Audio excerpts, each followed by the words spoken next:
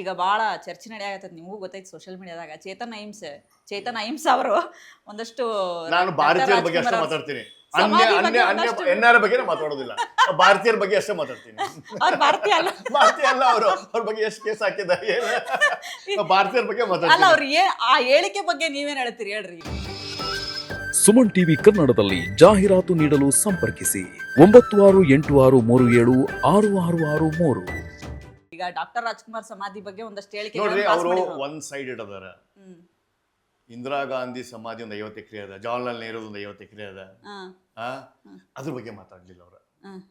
ತಿಳ್ರಿ, ಈಗೇನೋ ಸಂವಿಧಾನ ಹಂಗೆ, ನಾನು ಈ ಕಡೆ ಬಸವಣ್ಣವ್ರ ತತ್ವನು ಮಾತಾಡಂಗಿಲ್ಲ, ಈ ಕಡೆ ಅವ ಲಿಂಗಾಯ್ತವ ಗೊತ್ತ್ರಿ, ಬಸವಣ್ಣ ಪರಂಪರೆ ಅವರ, ಅದು ಚಂದಂಗ್ ಮಾತಾಡಂಗಿಲ್ಲ.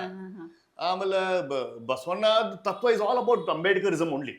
ಸೊ ನಾವೆಲ್ಲ ಜೈ ಭೀಮ ಅಪ್ರಿಶಿಯೇಟ್ ಮಾಡೋರು, ಜೈ ಭೀಮನವ್ರು ನಾವೆಲ್ಲ. ಅವ್ರೆ ಈ ಕಡೆ ಜೈ ಭೀಮು ಮಾಡಂಗಿಲ್ಲ ಕರೆಕ್ಟ್ ಆಗಿ, ಈ ಕಡೆ ಅಂಬೇಡ್ಕರ್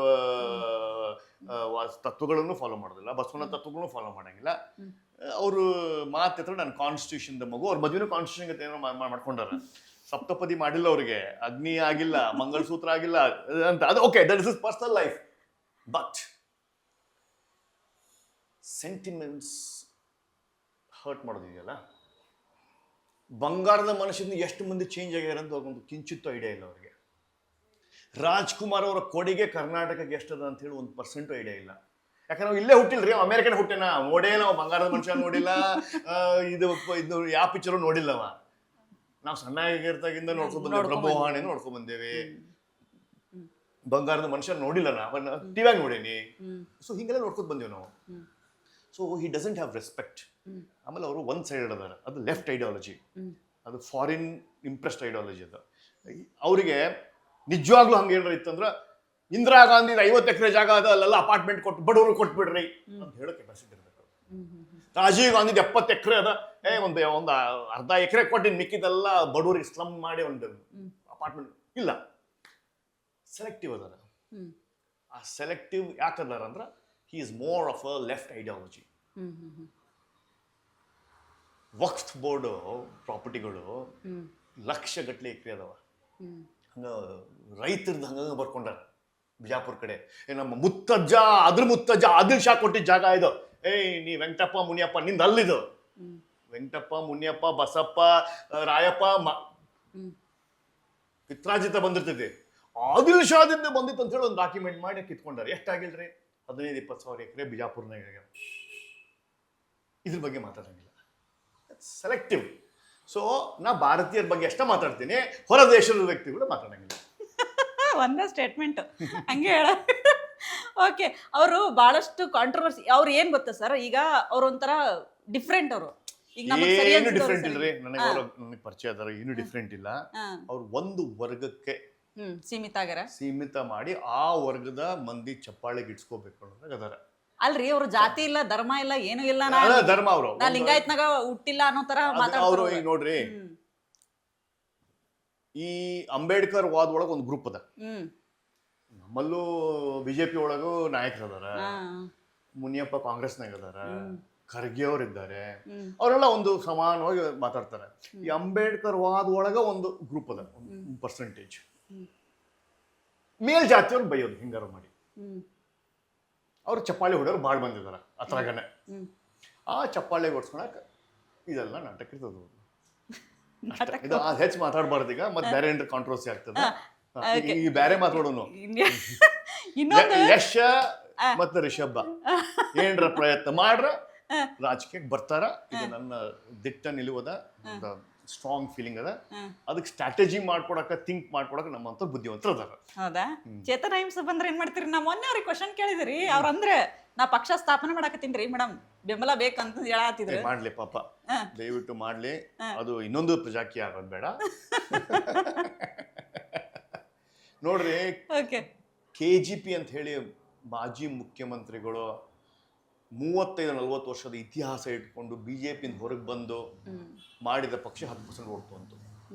ಕಾಂಗ್ರೆಸ್ನಿಂದ ಹೊರಗೆ ಬಂದು ಕರ್ನಾಟಕ ಕಾಂಗ್ರೆಸ್ ಮಾಡಿದ ಬಂಗಾರಪ್ಪನವರು 4% ವೋಟ್ ಶೇರ್ ಬಂತು. ರೈತರ ಬೆನ್ನೆಲುಬು, ರೈತರೇ ನಮ್ಮ ಪಕ್ಷ, ರೈತ ಪಕ್ಷ ಅಂತ ಮಾಡಿದವ್ರದ್ದು ಎಲ್ಲಿದ್ದಾರೆ ಅಂತ ನಮಗೆ ಗೊತ್ತಿದೆ. ಡೆಲ್ಲಿಯಲ್ಲಿ ಚುಕಾಣಿ ಹಿಡಿದು ಆಮ್ ಆದ್ಮಿ ಪಾರ್ಟಿ ಕರ್ನಾಟಕದಲ್ಲಿ ಎಲೆಕ್ಷನ್ ನಿಂತ್ಕೊಂಡು ಎಲ್ಲಿದ್ದಾರೆ ಅಂತ ನಮಗೆ ಗೊತ್ತಿದೆ.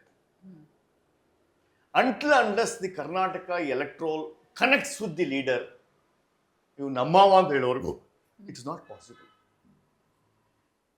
ಇದು ಸತ್ಯ.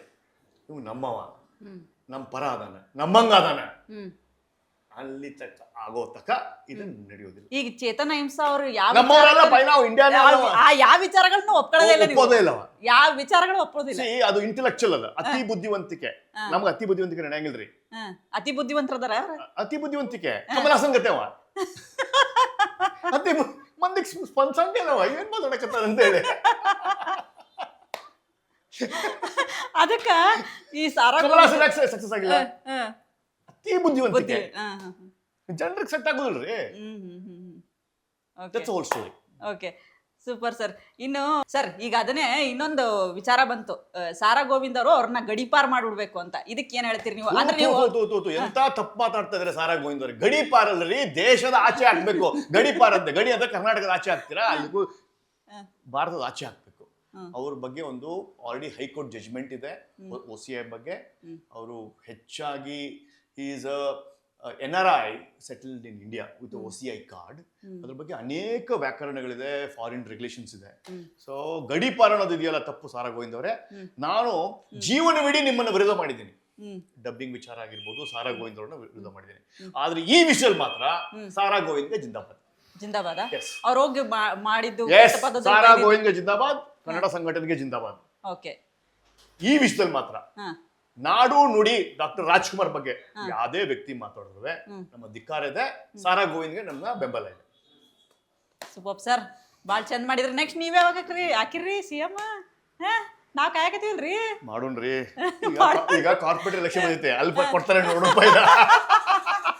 ಅಲ್ರಿ ಸರ್, ನೀವು CM ಆಗ್ಬೋದು. ಬಾಳ ವಿಚಾರಗಳು ಇಟ್ಕೊಂಡಿರಿ, ವಿಚಾರ ಅದಾವ, ಮಂದಿ ಕೂಡ ಮಾತಾಡ್ಬೇಕಂತದ. ಅವ್ರು ನೋಡ್ರಿ, ರೊಕ್ಕ ಮಾಡೀನಿ, ಸುಡಲಾರದಷ್ಟು ರೊಕ್ಕ ಏನ್ ಮಾಡಿಲ್ಲ, ರೊಕ್ಕ ಮಾಡೀನಿ. But something you have to achieve.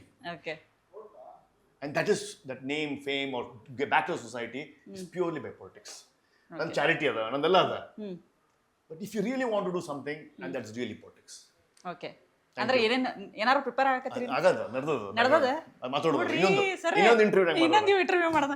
Thank you ರೀ ಸರ್, ಭಾಳ ಅಂದ್ರೆ ಭಾಳ ಖುಷಿ ಆಕತಿ. ನಿಮ್ಮ ಹತ್ರ ಪ್ರತಿ ಸಲ ಇಂಟರ್ವ್ಯೂ ಮಾಡಿದಾಗ ಒಂದಷ್ಟು ಹೊಸ ವಿಚಾರಗಳು ತಿಳಿಸ್ತೀರಿ ನೀವು. ಭಾಳ ಅಂದ್ರೆ ಡೈರೆಕ್ಟ್ ಆಗಿ ಹೇಳ್ತಾರ ಪ್ರಶಾಂತ್ ಸಂಪರ್ಗಿ ಸರ್, ಯಾವ್ದಕ್ಕೂ ತಲೆ ಕೆಡಿಸ್ಕೊಳ್ಳಲ್ಲ ಅಂತ. Thank you very much. Direct Upendra ಫ್ಯಾನ್ಸ್ಗೆ, ಉಪೇಂದ್ರ ಅವರ ಪ್ರಜಾಕೀಯ ಬಗ್ಗೆ ನನ್ನ ಭಿನ್ನಾಭಿಪ್ರಾಯ ಇದೆ.